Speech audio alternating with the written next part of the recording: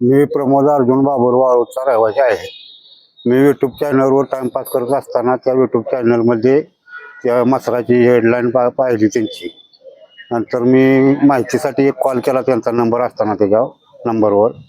तर त्यांनी माझी सतत मला फोन करत त्यांना मसरं बुकिंग करून आम्ही ऑनलाईन तुम्हाला घरपोच सेवा करतो म्हणून सांगितले. असे करत माझ्याकडून कधी 38,000, कधी 25,000, कधी 29,000 असे करत 1,94,596 रुपये त्यांनी माझ्याकडं ऑनलाईन मागून घेतले. त्यानंतर मी पैसे मागितले तर पैसे पण देणार ते मस पण देणार. काय म्हणून घेतले तुमच्याकडून पैसे? म्हैस पाठवतो म्हणून गाडी भरून लोड करून व्हिडिओ टाकला माझ्या फोनवरती, गाडी इथून पाठवल्या म्हणून. अशा पद्धतीत पैसे मागून घेतले त्यांनी. कोण आहेत ते? काय ते राजस्थानचे आहेत, जयपूरमध्ये राहतात असं सांगितलं त्यांनी. आता काय पोलीस स्टेशनला तुम्ही तक्रार दाखल केली? आता पोलीस स्टेशनला तक्रार दाखल केली आहे.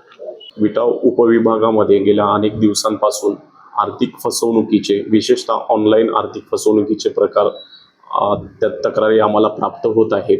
त्यामध्ये लिंक येणं, ॲप डाउनलोड करणं किंवा शासकीय योजनाचा लाभ मिळण्यासाठी details, bank details, OTP share करणं किंवा CBI ED ऑफिसर असल्याचे सांगून पैशाची मागणी करणं, असे प्रकार जास्त प्रमाणात दिसून येत आहेत.